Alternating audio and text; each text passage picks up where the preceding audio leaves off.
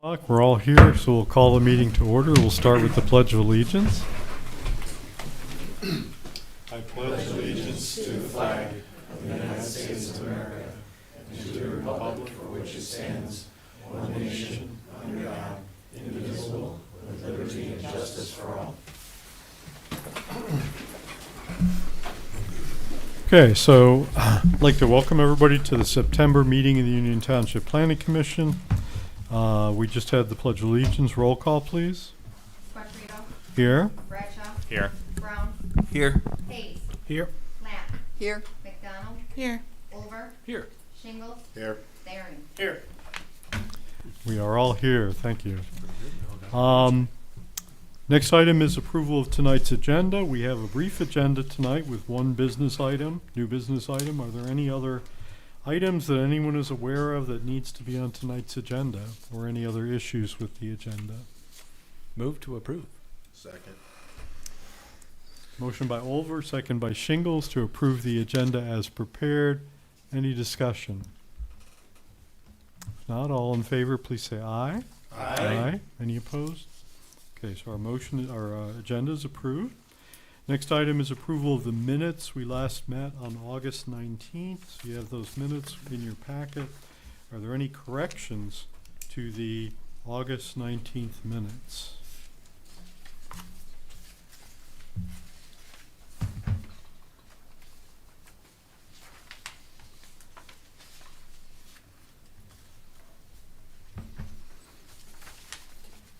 I didn't see any myself, but we'll give people a moment to speak up if they did.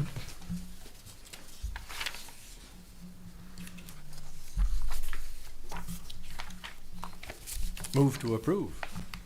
Second. Motion by Olver, second by Hayes to approve the minutes as presented. Any discussion? All in favor, please say aye. Aye. Any opposed? Okay, so the minutes are approved. Thank you. Next item is correspondence, board reports, and presentations. We always start with Commissioner Thering with updates from Board of Trustees. The floor is yours. Thank you, sir. I will start with on 8/13. I see Mr. Nanny had kind of talked about the first reading of the proposed new blight control ordinance. Since then, we've obviously had our first, our second, and adoption of that ordinance. We had approved resolutions, a 1% fee on non-township taxes. It's a tax administration fee to offset the costs incurred by assessing property values, collecting levies, and the review and appeal process, along with a 3% late fee penalty for unpaid taxes. And these are things this is nothing new. They're things that we've been doing all along. They just could not find where we actually had a resolution. So what we wanted to do was get right with the world in that respect. So this has been going on since the beginning of whatever. So for a long time.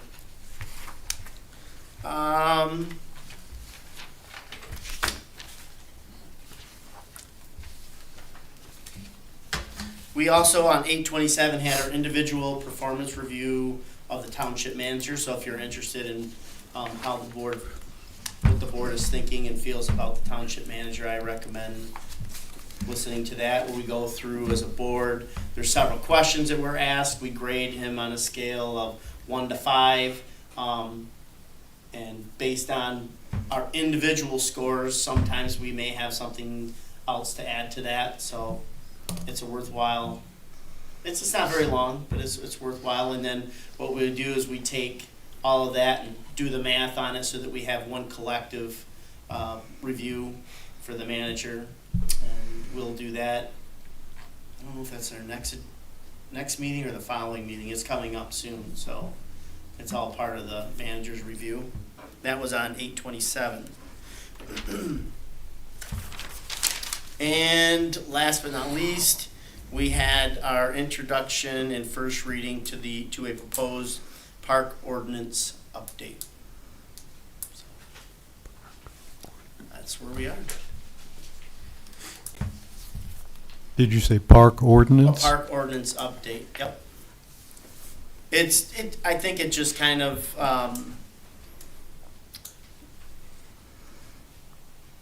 we were lacking in some areas, especially, it just is more specific of the things you can do, you can't do. Hmm. If, we don't wanna have people parking their trailers and campers when the parks are closed and loitering, and if need be, there's ways to,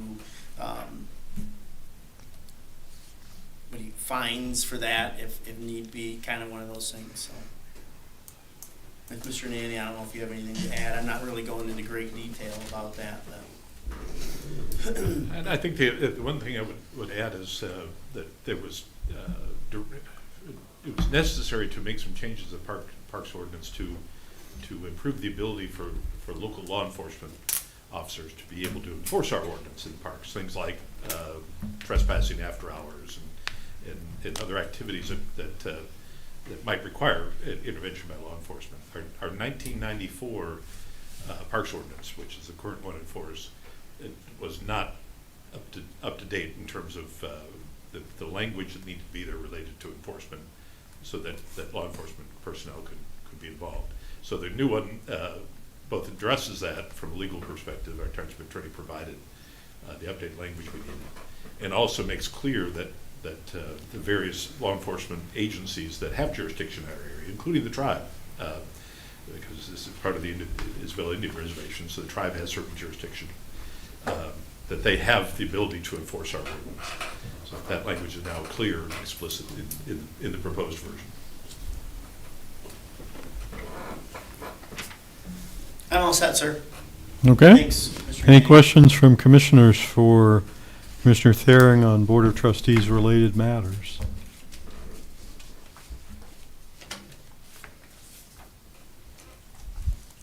Okay, thank you. Next one is Commissioner McDonald, updates from ZBA. I don't know if there are any, but No meeting again. okay. Still haven't had the pleasure.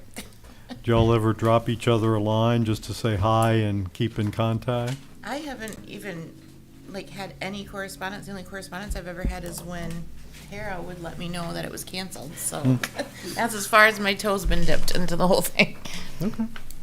I do have one item on that, that our zoning board of appeals made the front page of the Morning Sun the other day, at our last meeting, the last board meeting. A gentleman, Franklin McKenzie, was appointed as the ZBA alternate. We had one open position, and he applied and was appointed, and we had a reporter here from the Morning Sun who was here for the first time. She was new, and it resulted in a front page story and a picture in front of the flags of his swearing in. So if you have a chance, be sure to take a look at it. Yeah, now that you mentioned, I did see that. Was the reporter here for some other reason? The reporter is newly hired to the Morning Sun, and we are part of her beat. So we can expect her. Her name is Maxine, I believe, Maxine, and we can expect to see more of her. Okay. Back in the day, we even had a reporter would sometimes be at our meetings, but it's been a while. Okay, so we'll move on to Community and Economic Development Monthly Report. Do commissioners have any questions about anything that you may have seen in the monthly report?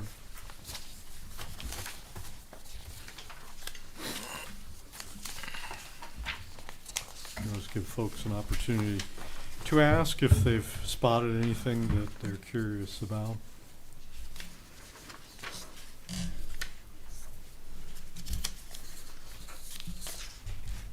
This may be related to this topic. I may be jumping in at the wrong time, but I wanted to see if you had any updates on the Isabella County or Mount Pleasant Tiny Homes and their application for that lot over on Brookfield. Is it there? Right. So the last time you come in, you said there was some issues going on with, I think, the plan that they had run up, contingencies like being able to build through a winter, having kind of sides on the building that would be able to support it and stuff like that. I didn't know if they had reached back out to you yet or. Any of that with the revised plans? I don't have anything new since the last, when they were here some time ago and provide the presentation. I do know that they are actively wanting to pursue that. At this point, I've understood that they were working with civil engineer, architects, all those types of details, put things together. We've met with them previously about the process, that they would need to get a plan view and development approval in order to even head down that road. But we haven't seen them in a little while. I wouldn't be surprised to perhaps hear from them again in not too distant future, just because it's about questions come up periodically. But I don't know exactly when they might be applying. That's a great question, though. Thank you. Yeah, no, that's it. I can, and I'd love to actually highlight a couple of items if I could. If that'd be right. Under the ordinance enforcement item, it's on page 9 of the packet, page 2 of the report. Down at the bottom, we have, bottom item there says South Lincoln Road, Mr. Recker. I wanted to just, pleased to be able to report that this item is closed. This is item that, ordinance enforcement item that has been going on for quite a number of years now. And it started with a building built without permits, and then partially solved it with a after the fact request to the Zoning Board of Appeals, but ultimately had to take the gentleman to court. But I'm very pleased to say that he did do everything he needed to do to comply with the variance that was granted to him by the Zoning Board of Appeals. And we're very pleased to give him confirmation that he's good. Everything's all set. The matter's been closed. So it is an item. We certainly don't want project ordinance enforcement activities to take as long as this one did, but we do stick with them, and we want, our goal is always to bring a project at a site back into compliance with the ordinance. This one took a number of years to get there. We hope that we can take weeks or months or days even, but nonetheless, the goal is always to bring a property back into compliance, and we're willing to work with people to do that. And even in this case, when this went to court, and there was a judgment from the court, default judgment, we included in there the ability, sort of one more shot with him to be able to pursue getting it fixed. And he did in fact take that one last shot and took care of it. So I'm very happy about that, and pleased to note it is closed.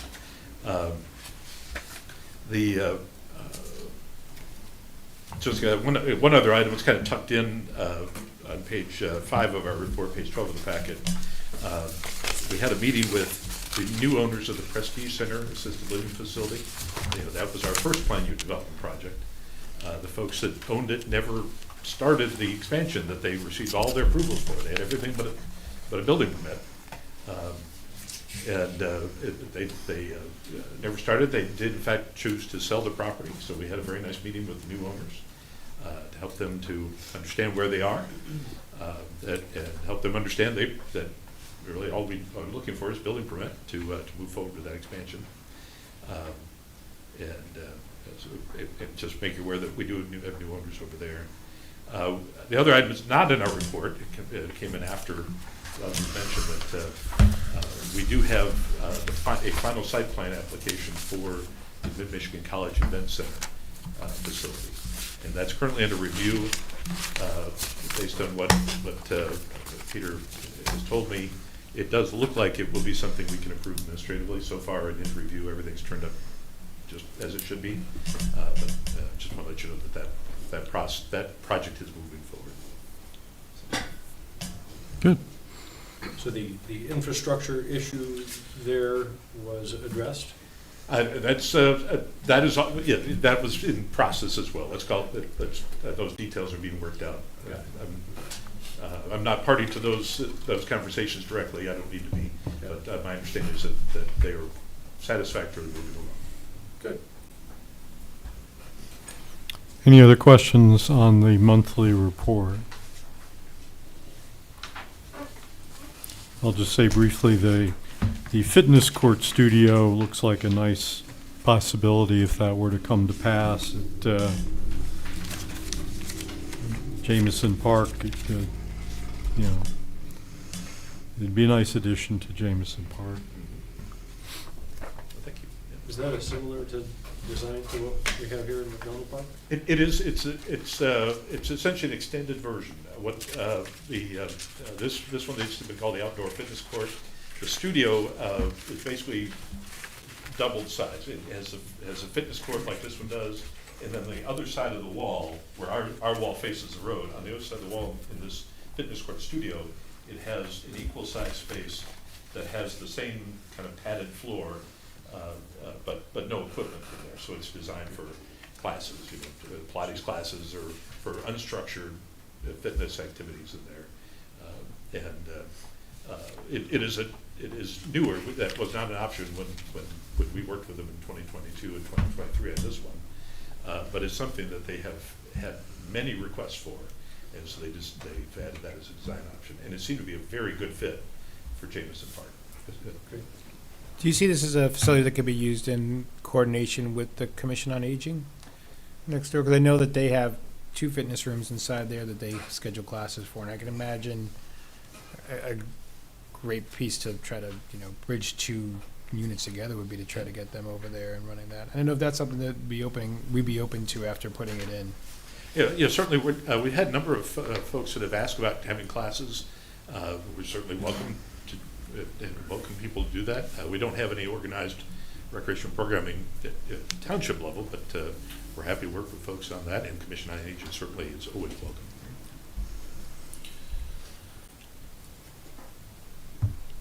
Any other questions or comments? Okay, thank you. We'll move on. Are there any other reports or correspondence that anyone's aware of needs to come to our attention?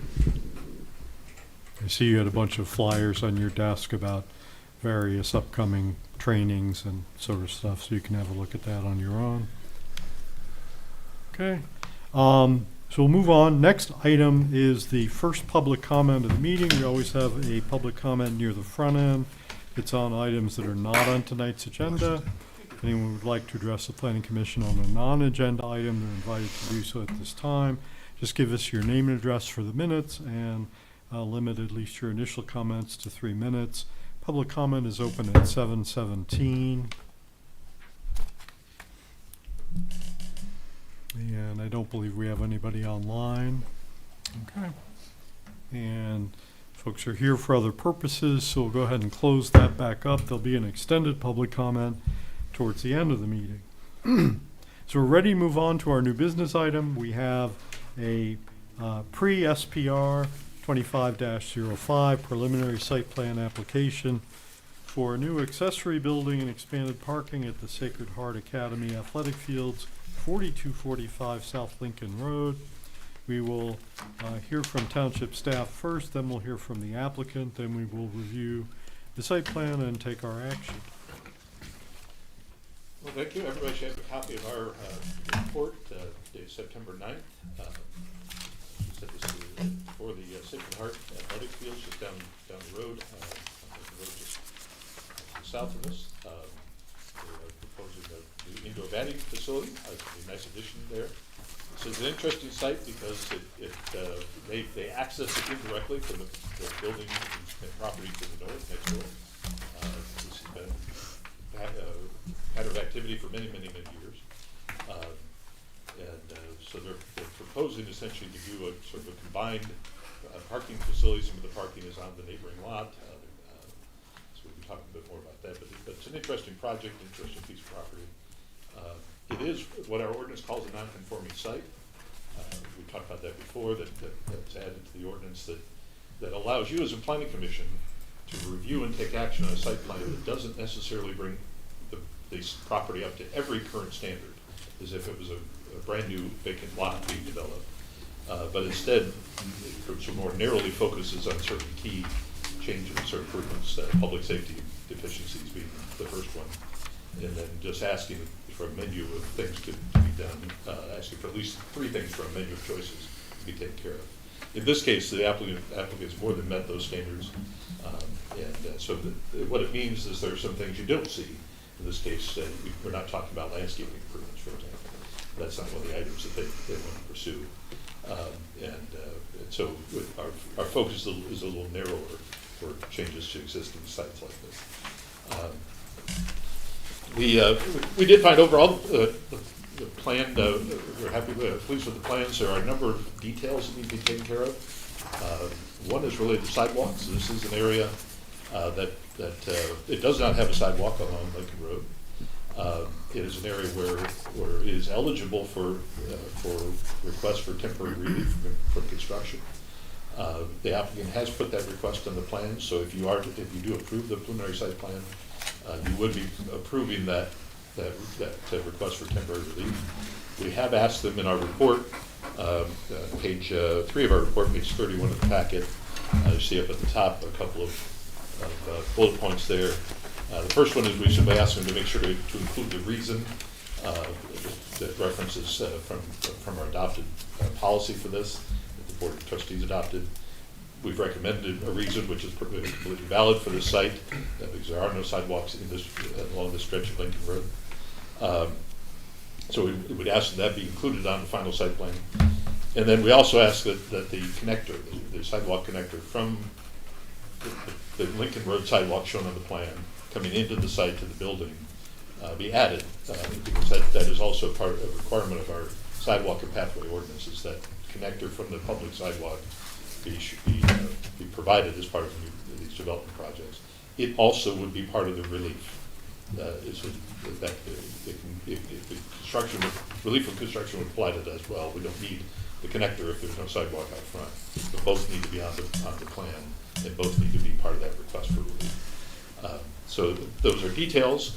We certainly do not object to the granting of temporary relief. It makes sense in this case, but they do need to be on the plan. A few details about the loading area that they showed, and they had some interesting material in the plan about parking. They said they're expanding the parking lot. They showed two options, an option A and an option B.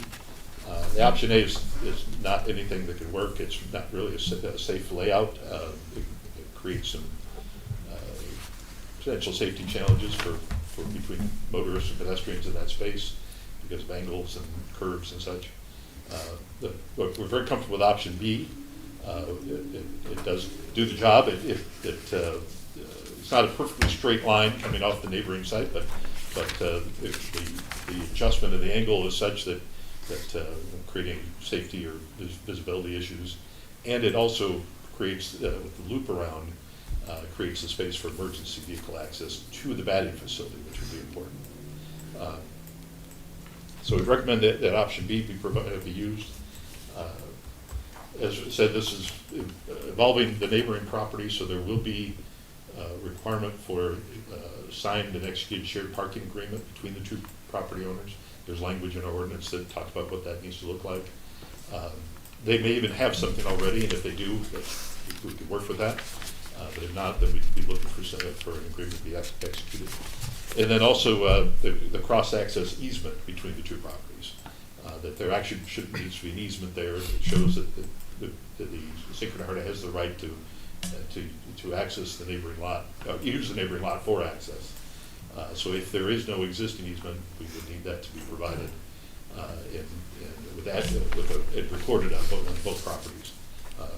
So those are details. They're really final site plan details, but we need to address them at this stage as conditions of approvals and ensure that they come in as part of that final site plan. So with that in mind, and these are really our details. And even with the parking, with the two options, we're very comfortable with recommending this plan for approval, simply with the condition that option B be used on the final site plan. And so you'll see in our recommendation on page 5 of our report, page 33 of the packet, that we are recommending approval of the preliminary site plan. We have 4 conditions, and they really are just to address the details we just talked about. And so we're very pleased to recommend plans for your attention this evening.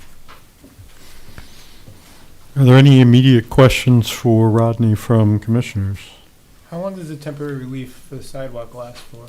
Is that a yearly review, or would that be something that, say we look 5 years down the road, and development continues into a situation where we're considering adding sidewalks along that place? How easy is it to revisit for this and have them still be responsible for what normally would be on the ordinance. Yeah, so we have our sidewalking pathway ordinance. It simply says build the sidewalk. But as part of that, the Board of Trustees adopted the policy. Original policy was adopted in 2018. They updated that when we adopted the new sidewalk and pathway ordinance. And so we simply follow that policy. And that policy, for example, in this case, as you noted in that language that we recommended, it talks about that there's less than 50% of the surveyed sections of the township along the roads fronting the development have sidewalks. So in that circumstance, if that changes, because we have other sites, we start getting sections of sidewalk in, or the township builds sidewalks in other parts of it, then if that circumstance changes, that's one of the reasons why we would request that these sidewalks be constructed. But essentially, the policy itself lays that out, when that could change. For sites like this one, this is not a high priority area for sidewalks. It's an area that we'd like to get paved shoulders on there, like we did on Broomfield Road around the corner. So that's more what we focus on, is trying, in the more rural areas, is trying to get the paved shoulders in. So it is not likely to be an area that we'd be pulling this request in for construction anytime. It'd be essentially indefinite, that the relief would be granted. Okay, but if we wouldn't be losing easement access if we wanted to, like, again, do that paved shouldering. That's correct, yeah. I believe these sidewalks, if I recall, are in the right of way, so so it's not, there's no easement shown for this one. But if there were, we would actually, if they were shown out of the right of way, then they would need to provide an easement for that as part of this project. So the easement would be there for the future. Great, thank you, Ron, appreciate it. Any others right now? Okay, if not, I think we're ready to hear from the applicant. Thank you.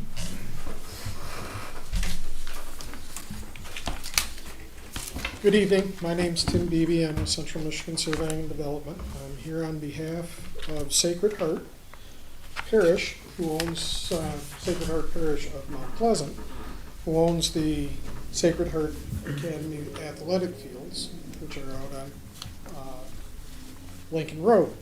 We're looking at putting an indoor batting facility, as was discussed, and kind of want to go over a couple items. As far as adding the note, clarify the reason for the request for sidewalks being set aside for the time being. We have no issue adding that note.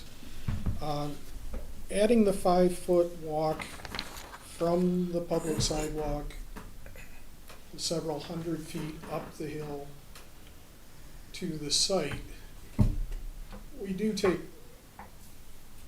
some objection to, because this is a facility that people drive to. So we added the internal walkways from the parking lot to the ball field, from where people park. This is not a site that you get people walking to. And as we just heard, in the foreseeable future, you're not going to see sidewalks out there for people to do that. So I don't see putting something on the plan that this is an existing non-conforming site. You have 10 items to choose from, which we chose our items from. That was not one that we decided to choose, internal access out to the roadway. We chose internal access specifically so that it would be used, coming from the parking lots to the facility. So I don't see the benefit of adding that, and so we do take some objection to that. There's a requirement of putting some no parking signs, understood exactly what you're looking for there. It's along where that walkway is, so to make sure that nobody parks. Sometimes they don't understand what striped out areas are. So understand that completely. As far as the reason that we had given option A and option B, why did you turn in a site plan with two options? Well, this piece of property has a 50-foot rear yard setback to an area that the city uses to put all the line in the back. Not exactly the most friendly neighbor. That's a construction activity going all the time. We are having to buffer from them, not them buffering from us, but we are buffering from them 50 feet. That is what the ordinance requires. It's a 50-foot setback for the building. Option B is actually taking that setback down to 25, allowing us to get additional parking, better access, everything else. But that would require a variance.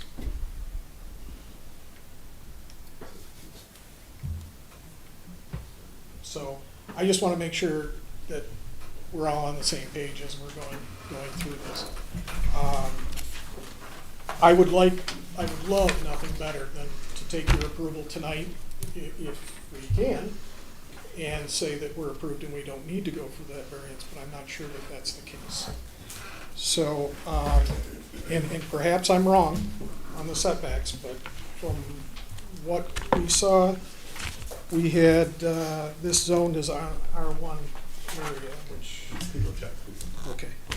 So, we agree option B is a better option, but we had to have an option just in case we can't get a variance. So that's why the two options. As far as turning in for lighting, we gave a representation of how the lighting would be utilized. We're going to upgrade the couple of wall packs that are existing so that they're downshielded and in compliance with the ordinance. And everything that we put on the new building will be in conformance. As far as, there's another item that we were going to discuss. Let me get to it.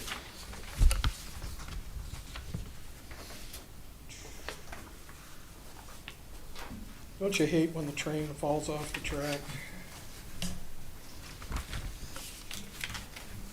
So we talked about the options. Parking. Oh, the easements. Yes, thank you. I had my mouse in my pocket over here. There is an existing easement that benefits Sacred Heart, and the adjacent property is subject to. A copy of that was sent to Peter this afternoon. So we do have ingress, egress, and parking easements on for the adjacent property. That's already in place. It was in place with the previous owner to the current one. When they sold the property, they sold it subject to that easement right in their deed. So we do have a copy of that if it needs to be left. Would that include the new Mm-hmm. park? Yep. Yep. So I think we've got that all set. So with that, we happen to have, and I had to write down the title, Development Director, Lindsay Lay from Sacred Heart. So if you have any questions specific to the owner of the property, Lindsay is here. Construction-wise, we have Andy Tyson from Conway-Ski Construction, which is also a member of Sacred Heart, in case you have any questions in regards to the facility itself. And with that, happy to answer any questions that you might have. Okay, thank you. I think I'll start. So the sidewalks or the pavement that you are proposing from the parking lot to the facility, you're not asking, that's what you would intend to build, that's not a waiver sort of thing? No, Okay. no, that's something that we're looking at saying we we need a pathway from that adjacent parking lot through the site. Yeah. Right now, it's just a grass, gravel Hmm. type area out there. There is no rhyme, no reason on how people park. And this is going to organize the parking, and with that, we wanted to have a walkway from one parking lot to the other. Mm-hmm.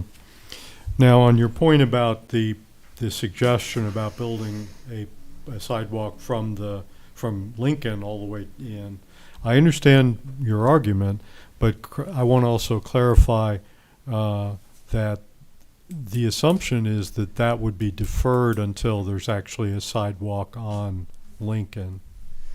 So, you know, your argument, nobody walks there.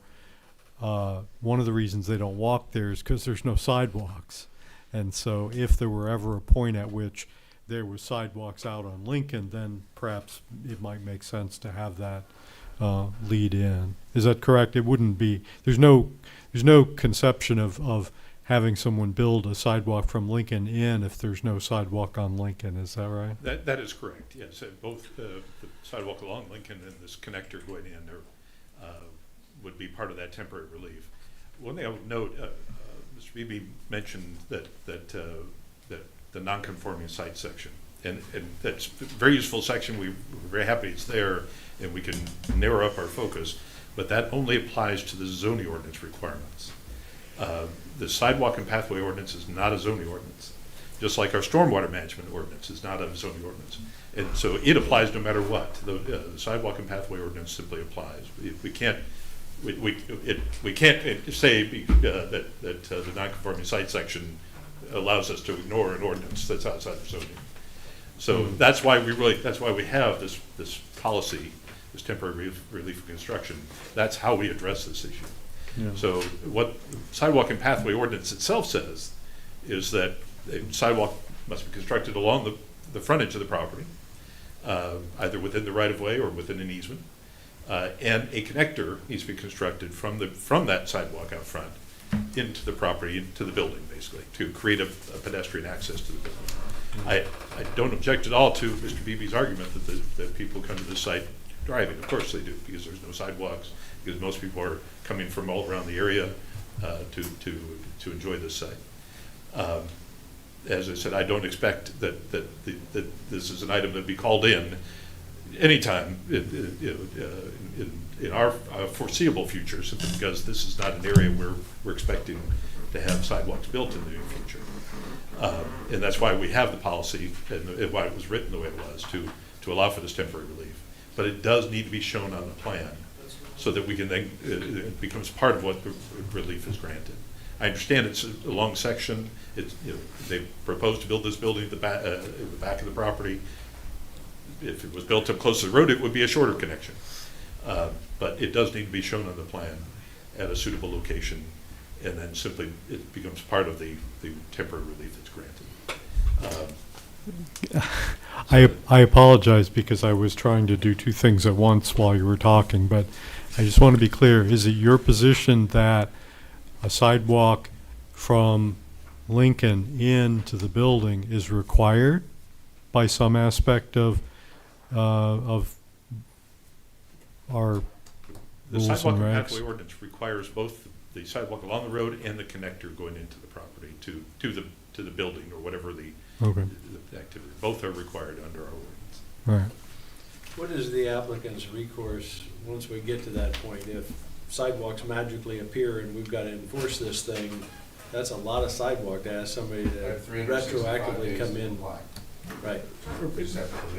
Yes, the policy language is there, and frankly, that because this is a Board of Trustees policy and a Board of Trustees adopted ordinance, they absolutely can go to the Board of Trustees and ask about it. What would happen, if you might recall, under the old 2018 policy, we had several sidewalks that were called in. If they've been given relief and it was felt that the relief really was not appropriately given, or it was not appropriate to have given that relief there. And the direction from the Board of Trustees was for staff to actually require that those sidewalks be constructed. And in those cases, we worked with each of the property owners involved In a couple of cases, frankly, our DDA, our West DDA district, actually took care of them. Because the West DDA was looking at doing sidewalks in that space anyway, and so we said, we're just gonna cover those. And I'm trying to think, I think there was one that relief was granted again, if I recall correctly, because we recognized it's simply not practical to be able to get a sidewalk in that location. So even if the relief was called in and the request was made to have the sidewalk constructed, there would be multiple pathways for discussion and even appeal, if necessary, to the Board of Trustees. And as was mentioned, a time period to allow for that construction to happen. So, There's no opportunity for a permanent relief in the current policy. the sidewalk and pathway ordinance simply requires that sidewalks be constructed. And so this policy was put together by the Board of Trustees to provide that flexibility.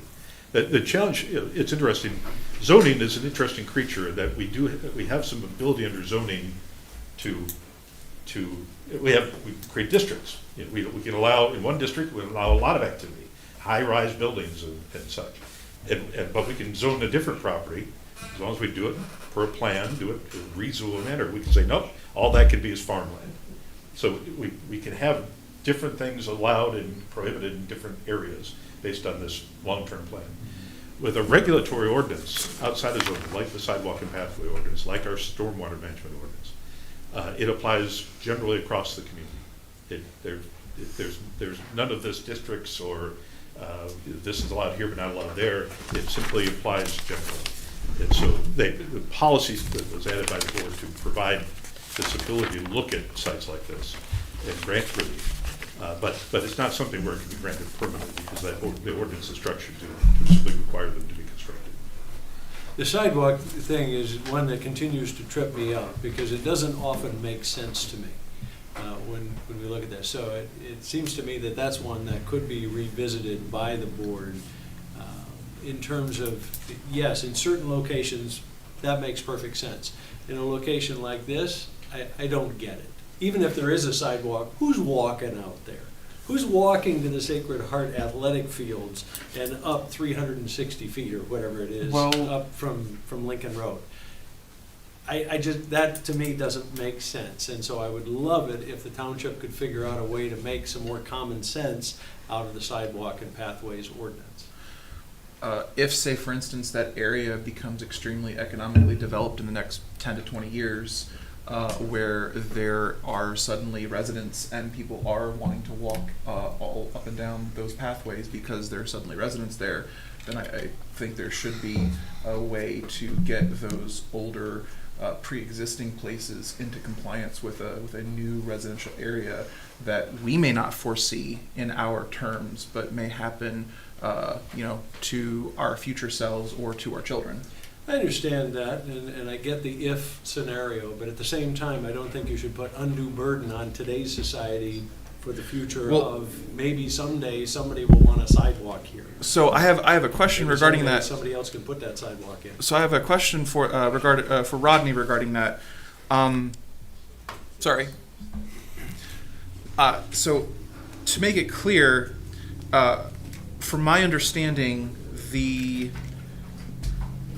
request for temporary relief, basically you need to show that you're capable of building the sidewalk on your plan. You need to have it on the plan so that if in the future you're called to build it, there is space for it. But you don't actually need to build it. That's correct. And frankly, you don't even need to fully engineer it. You just need to show that it's possible to put it there. Right. That's what we've told, the direction we've given. You know, we're not looking for you to engineer every detail, just to show us that it can be accomplished there. And that's why I mentioned for that sidewalk along the front, as we've seen, we've had cases where folks have pushed that out of the right-of-way because to do it in the right-of-way would be very troublesome, ditches or utilities, whatever. And we said, sure, show it out of the right-of-way, simply put an easement on it that allows in the future that sidewalk to be constructed in the next phase. I don't see a case for undue burden to the applicants when it's basically a theoretical exercise on the application that at some point in the future you may need to build this, so save the space for it. That's just my opinion. I think if anything, I'd like to see where, that's a lot of money all at once, especially for a church. When you have a distance that long, you give them more time or something like that, rather than 365 days. Well, sounds like It's a Mr. huge expense. It sounds like Mr. Rodney said that that they do that in some cases where if there is complicating factors, they reinstate that temporary easement for a longer period of time. Is that correct? We had, yes, one of the, in that set that came up before, there was one that, yes, in the end, we recommended that the temporary relief be reinstated, and the plan, you did, as plan commission, do that. So completely okay with doing that here. As I said, ultimately, there's also, I mean, the 365 days, remember, this is a policy of the Board of Trustees. We're following a policy document. Policies, first of all, can be changed, but also the Board of Trustees can choose to give different direction. So that's why, in any of these cases, if something were to come up where that relief was called in, the applicant, Sacred Heart, could come to the board and make a request to make a change. Let's do this differently. They could come in with alternative proposal. They could come in and say, we need more time, whatever that may look like. And the Board of Trustees can do with it what they wish, because it's the board's policy. So there are multiple venues, even beyond what the policy language says, about requiring it within 365 days. So I understand the concern. I understand that it's a significant expense. As I said, if the building was built near the road, it would be a short section. But again, that's a site constraint. Ultimately, as was said, this is essentially a theoretical exercise. We're not asking for it to be fully engineered, just show where it will go. And show that it's possible for it to go there. I think in this case, that's fairly easily done on the plan. There's space to do it.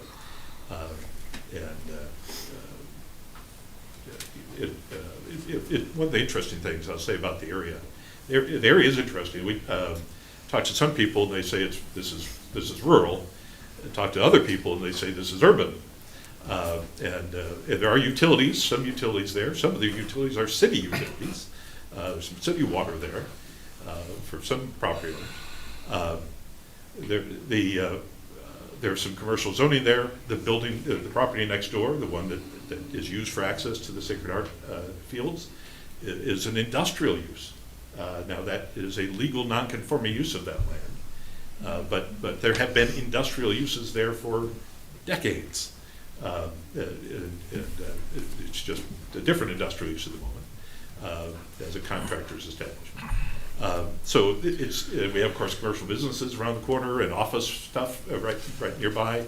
It is an interesting mix that has in that space. So it's certainly not rural, but it is certainly also an area that does not have sidewalks, and it's not on our high priority list to have sidewalks. So the relief is completely reasonable. All we're asking is show the details in the plan per the sidewalk and pathway ordinance, and we can move forward from there. I have one question. I don't want to make any assumptions here, so I just want to ask: is Sacred Heart is a private school or is it a public school? Private school. Okay. So I saw you guys were looking up some stuff over there. Any further or any thoughts on the assertion that the Plan B would require a variance? So I have to apologize. This was not caught with option B. Option B would require variance. The rear yard setback is 50 feet, and the option B version would push that to 25. So if you decide to pursue what we recommended, and we still would recommend it. And the problem with the option A design is, first of all, I don't think it's going to pass the fire department. This building has to have a fire lane. It has to have emergency access, and option A is not going to do that. And so my bet is, even if we wanted to, I think the option A version would not get past the fire department's approval. Option B will. The layout is perfect for it. It creates a fire lane that I suspect would make the fire department very happy. And in fact, the design where that 8-foot hashed out no parking, or the walkway, hashed out walkway, which is really part of the asphalt surface of the parking lot, allows for an easy maneuvering of emergency vehicles. So I think for that reason, and for that there's some validity to looking at a variance in this case. I don't have an objection to moving forward with what we recommended and recommending the option B version. I would simply suggest that you add a fifth condition that the approval of a variance by our zoning board of appeals for that rear yard setback to reduce it from 50 feet to 25 feet would be required before the plan could receive final site plan approval. Yeah, but what about the idea of leaving option A in there as a recourse in the event that they don't get a variance? Now, obviously, if the fire department doesn't approve it, then it doesn't go forward, but It's not going to meet the fire code. They need a fire lane there. There's just no way option A is going to do that. Not without simply wiping out all the parking on the building side. If they did that, it made a big turnaround there for the emergency equipment. They could do it, but of course that would negate the whole reason to have the parking. So my thought would be is to pursue, really option A is simply not an option. It's not viable. It's also not viable because, as I said, with the angles and such that they were showing, it's not safe. If you were driving into that space, you would not feel safe driving in. I guarantee that any pedestrians walking in that environment would not be safe because drivers couldn't see them because of the angles. Mr. Tyson had okay, I'll recognize Mr. Tyson for comment. So I've been referred to several times, so like everyone knows, I'm Andy Tyson with Conwinsky Construction. Our intent wasn't to try and trip anyone up with the option B. We just knew that the setback was 50 feet, so we would love to build option B, but option A also has fire lane access, and I would encourage the commission to let the fire department rule on that as opposed to township staff, as it is fire department authority. The parking easement and arrangement that's recorded at the county stipulates that we have full use of both lots. And I say we, I mean Sacred Heart, as I am a parish member. So we do have parking lanes there. They're not shown on our plan because that's not part of our work scope, but that parking lot continues further than what our plan shows. So the fire department will be able to pull in the existing parking lot that belongs to Servpro and in fact loop back around. So there is a fire lane that's available, not shown on our plans. We'd be happy to include that in a final version. But option A does function that way. And as Rodney said, if it doesn't, and Phil, you mentioned it, the fire department won't approve it. But we do in fact think that that will suffice.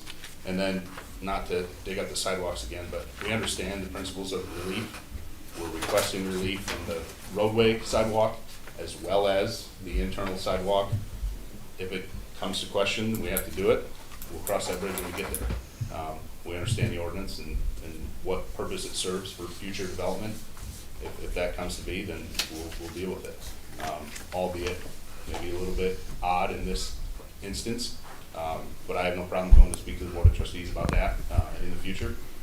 But I do think I would hate to see us denied tonight because we're making assumptions for the fire department that they don't have a chance to weigh in on that. So if you were to say option A was approved pending fire department approval, as is all your projects, I think we would see that it would work just fine. Okay, thank you. If you had your choice and option A was approved, is that your choice? Is that the one you'd prefer to have? Or We want option B. B, but the But variance. it requires the variance, and so we knew if we presented something that required a variance only, there's a chance that we might be denied for a variance.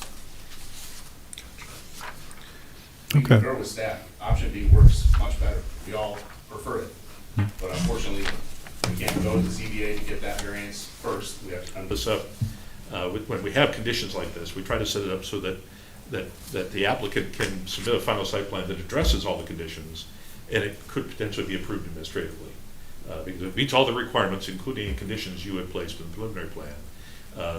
Under our ordinance, the amendment to the site plan section from last November, the zoning administrator can take action administratively to approve it, and it does not have to come back to you, which of course saves time for the applicant.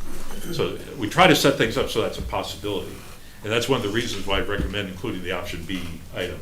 The option A is just not a good design, not only because of for the reason we talked about, fire lanes or whatever, but the angles and such, it really is just not a safe design. And I don't see how it could be made safe without creating the need for the variance that we're talking about. So my suggestion is keep the option B item in there. If the Board of Appeals were to say no to the variance, they could still come back with a final site plan that shows parking that meets our ordinance requirements. Period. Just meet the ordinance requirements, and it can be approved, because that's the standard for final site plan approval. If all of the applicable requirements of our ordinance, township ordinances, are satisfied, then the site plan must be approved. That's the language of the ordinance, that's the language of the state act. So if they don't get the variance, they could go that route. It might require other changes to make that possible. So essentially, they could come back with option C on their own. Yeah, essentially. And ultimately, if there's any question about that, we simply bring the plan back to you. And you would then ultimately decide whether they met the requirement or not. So if there's any question about whether the requirement's met, we're going to be bringing the plan to you for your review.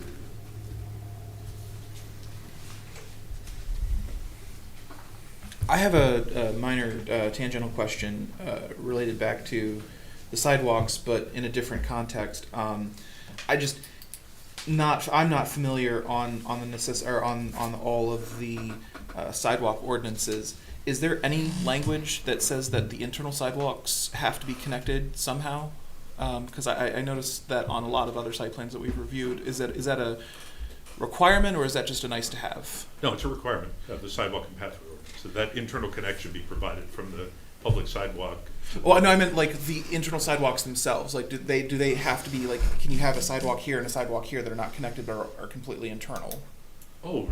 That's up to the applicant. Beyond that, the requirement of the sidewalk and pathway ordinance is sidewalk up front along the road, and a connection from that sidewalk to the building, essentially. Okay. So okay. That's all our sidewalk and pathway ordinance talks about. Yeah, it's the idea of treating pedestrians the same as we treat voters. Yes. Okay.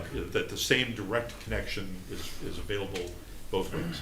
So if that's the case, then if the sidewalk in the frontage needs to have a connection to the building, the current site plans that I'm seeing here, I don't see how.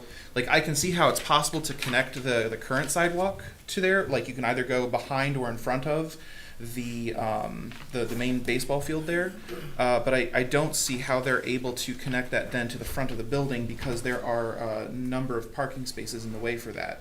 So it seems like it would take a major restructuring of this drawing in order to meet that requirement. Well, we don't design the site. Mr. Beebe is an excellent civil engineer. I have no doubt that the plan can be created. The space. I mean, I'm sure the plan it's can be. big. Yes. Yeah. I'm not seeing it on this current plan, and I'm trying to figure out how to proceed from there. Well, but that's really up to Mr. Beebe to work out the details Okay. of that. Look at the site. It can be done. There are a variety of ways to get it done. You've seen a variety of ways to get that done in various plans we've had to come before us. So I don't have a concern that Mr. Beebe will be able to show that it's possible to do it. Okay. I'd like to make a comment earlier. Mr. Beebe said about the assumptions that people are going to be using this as an auto-only entrance, right? That's why you were opposed to having the pedestrian walk up. I mean, that's a great assumption, but it's an assumption of privilege. You know, that's assuming that no one that's going to this facility needs to walk. I mean, I remember when I was a kid in high school going to my practices, I was riding my bike. You know, I wouldn't have that ability to get a drive or get a ride every time. And I think when we come back to talking about these sidewalks, it's again a matter of privilege, because this is accessibility for people. This is accessibility for a lot of people. When we look at larger development plans of these, giving variances for sidewalks going forward, it will limit our ability to make these areas that are less accessible to the public, that doesn't have the ability to get in a car every day, be safe, be able to get in there. My father-in-law lived in this town in a wheelchair for years, and in Union Township, it's hard to go, half a mile with a sidewalk and then none, and then back on, and then none. It can lead to a lot of lack of safety, and I see it out here on Pickard going down, people trying to take their kids in strollers down the side of the street, and this is an example now where that's an issue. I'm not opposed to granting the variance here, but I think it's tricky for us to assume that people can get by because they have access to certain amenities that other people in our community don't. And we really need to be careful of saying an undue burden is being placed on a private institution that's building $100,000 batting cage, These are requirements that are made sure that our township can grow for everybody. And then part of that, when you're developing, you need to make sure people have access to the land that you're developing coming in an equitable way. That's all. Other comments? Does anybody have an objection to recommending the 25-foot variance and putting it in our motion? What would be any theoretical objections to that?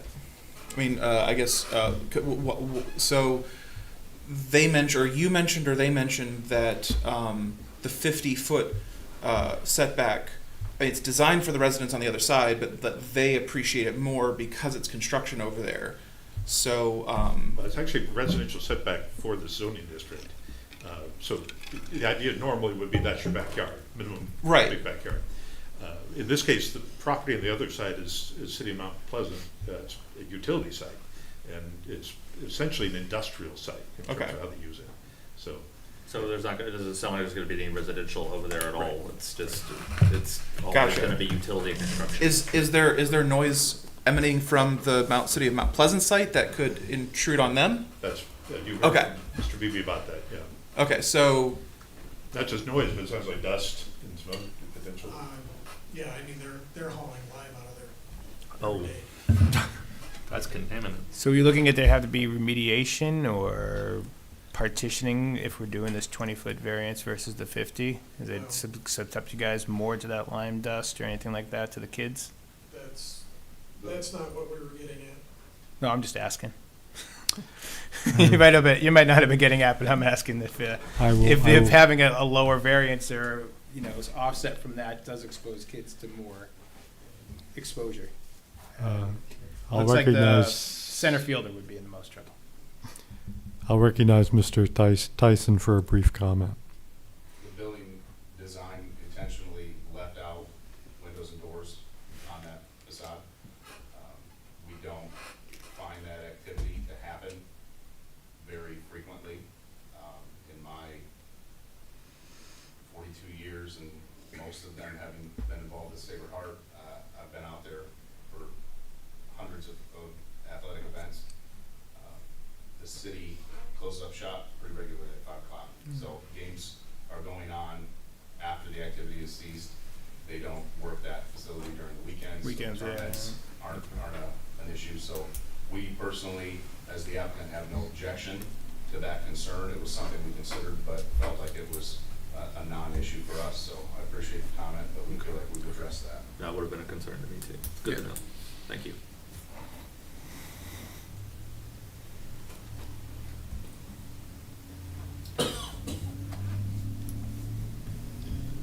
Okay, so it sounds like, I've not heard anything to indicate that this is not something that should be sent forward. The question is, what conditions? So I don't know if we want to look at the individual conditions that were suggested and have any discussion specifically on those. I will say for myself that while I accept the argument that, certainly building the sidewalk all the way from Lincoln to the building would be a significant expense, it doesn't sound like something that's going to happen anytime soon. And I don't think that asking them to show it on the plan is is not burdensome in and of itself. And the township staff's position is that it's required by the wording of the ordinance. So my suggestion would be to keep that one in there. I guess the loading area one is not controversial. And then then the next one is whether to eliminate option A at this stage.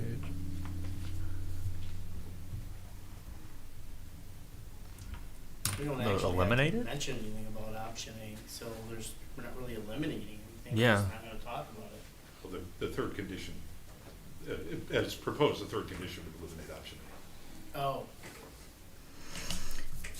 Yeah, in other words, township staff's position is that option A is not workable. Applicant's position is that it is perhaps workable and hasn't been rejected yet by the outside agencies. So that's kind of where we are on that. But the applicant said it's not their preference to use A. Right? It's your Yeah, preference. if nobody wants to use A, I don't see any reason to try and include A. Staff doesn't want it, applicant doesn't want it, it sounds like we don't even want it. So, unless I'm mistaken, just excluding that completely and going with the B and either being neutral or positive on supporting the variance for them, I think would be enough to help them with getting the option B approved. And if the option B, for whatever reason, cannot be approved, then it would probably be better for all parties to just redraw that so that it is compliant if they cannot, for some reason, secure the variance. Okay, that's a I agree. rational statement. Any thoughts otherwise? Okay, and then the last one I don't think is, I didn't hear any issues with the shared parking agreement and cross-access easement, so.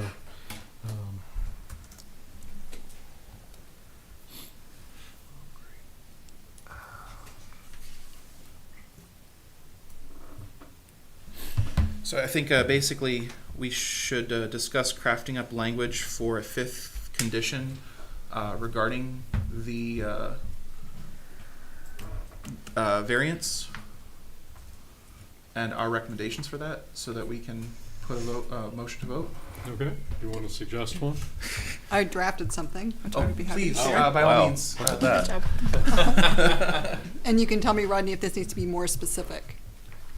The planning commission recommends a variance to the 50-foot setback, recommends that a variance to the 50-foot setback be approved due to the nature of the site and the neighboring property to the east. Is that sufficient, or does it need to be more detailed? The only thing I would add is to refer to 50-foot rear yard setback. Okay. And I think the other addition I would have would be a second sentence that simply says, a variance approval is required prior to final site plan approval. Let's put it that way, variance approval is necessary prior to final site plan approval. Mr. Nando, you mean 25 feet, not 50?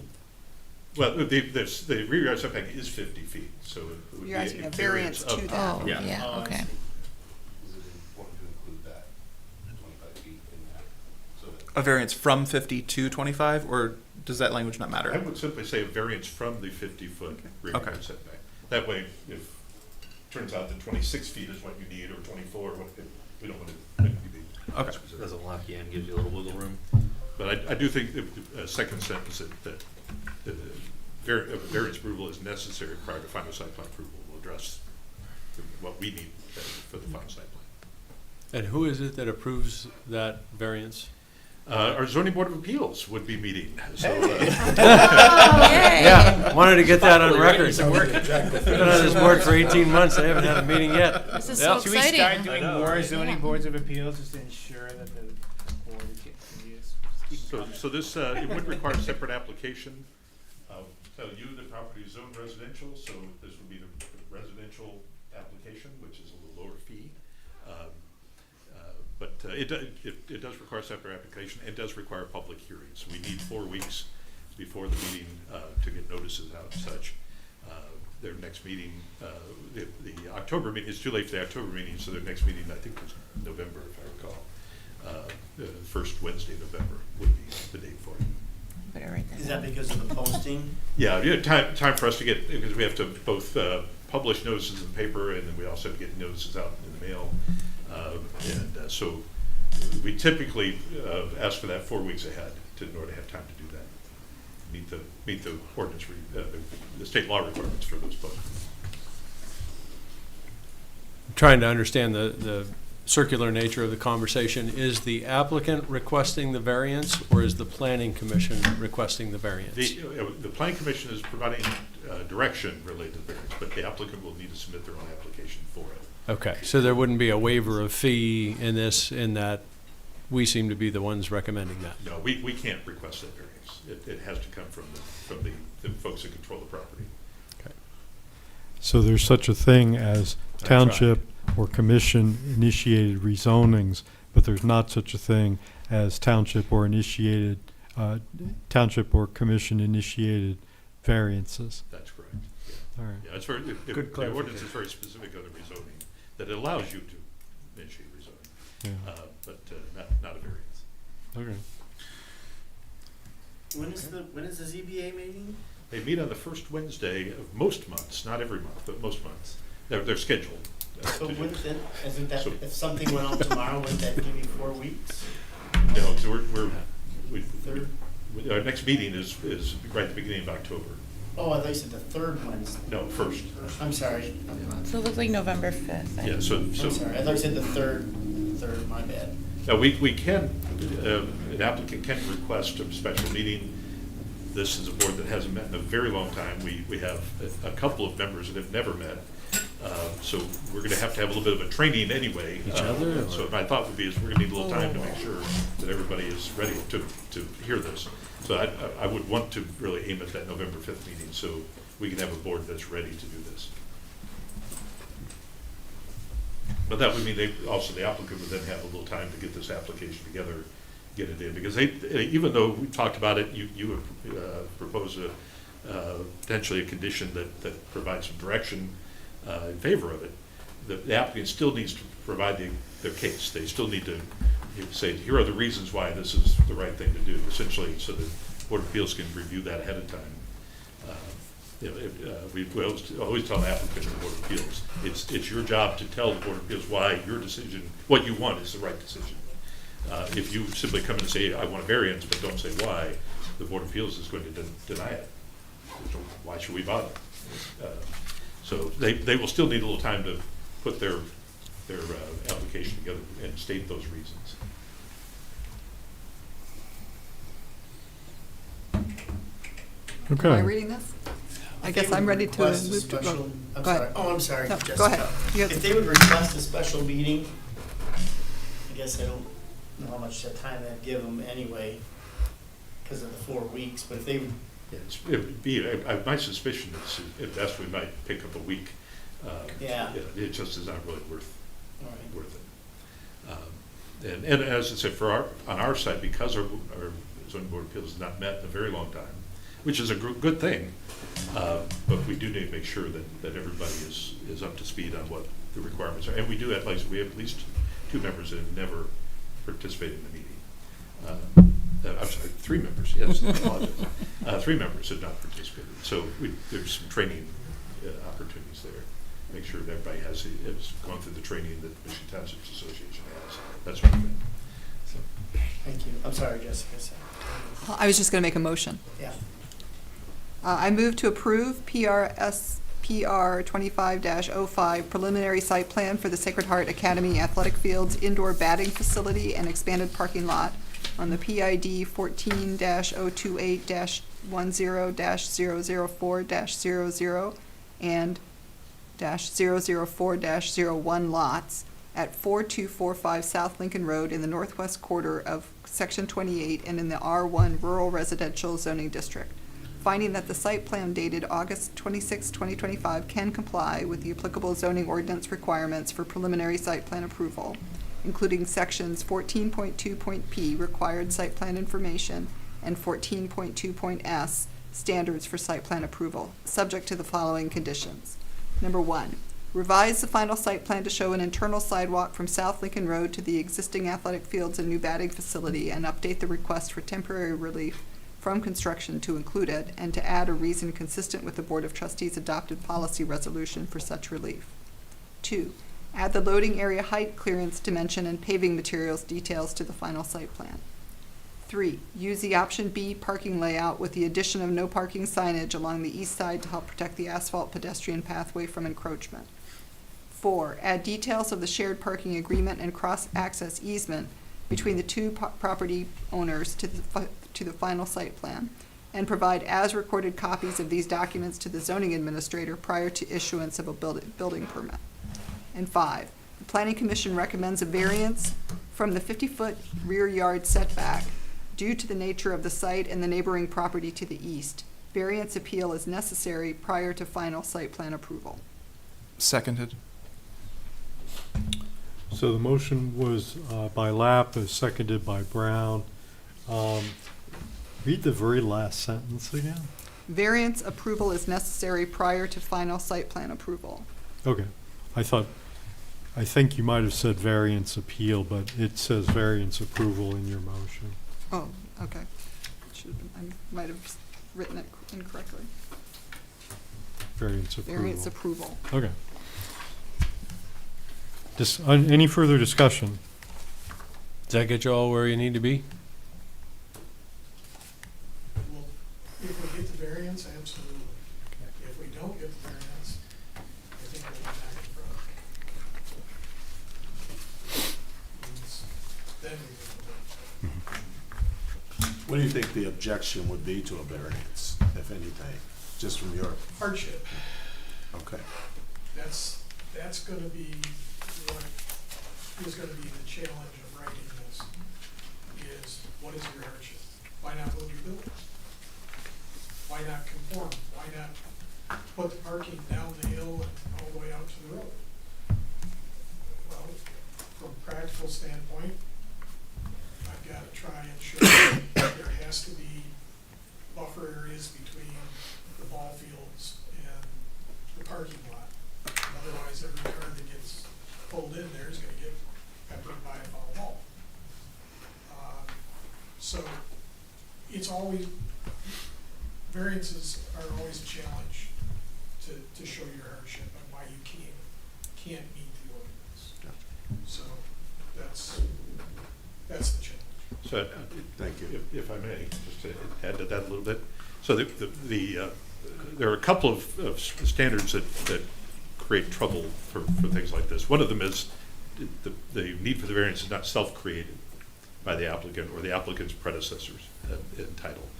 I think the argument can be addressed with that. But part of it, as was even said, it's not just about the need for the variance is not just about this site, but also the neighbor, the city of Mount Pleasant, and what's going on over there.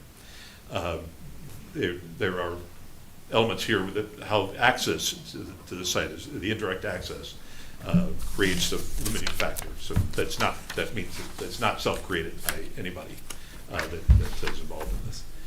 So I think that can be overcome. I would actually disagree with the hardship comment, only in that the actual standards of practical difficulty with compliance with the ordinance, so that there's a practical difficulty that prevents the applicant from being able to comply with the requirement. And so it's a little bit lesser standard than the other language in the state act is undue hardship, but that applies to use variances. So in the court case law, this says undue hardship is kind of this high level one. You might say the master's level, and practical difficulties is a little easier standard. Now, they still have to prove it. They still have to show how they do it. But even the topography question is a valid one.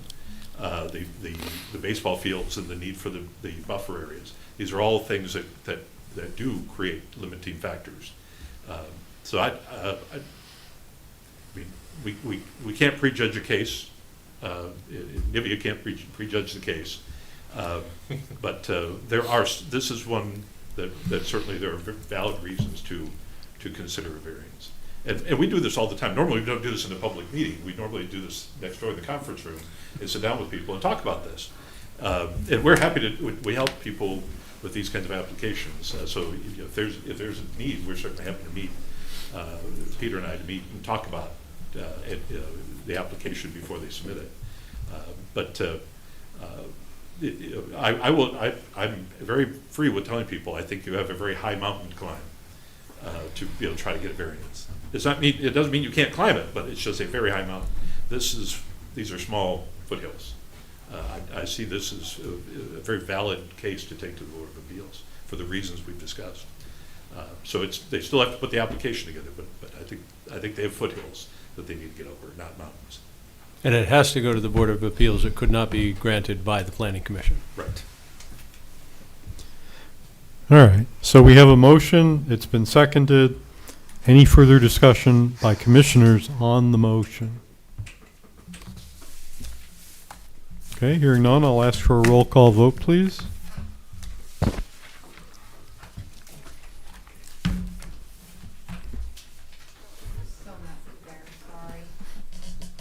Bradshaw, Approve. Brown, Approve. Hayes, Approve? Lapp, Approve. McDonald, Approve. Oliver, Approve. Shingle, Approve. Thering, Approve. Squattrino. Yes.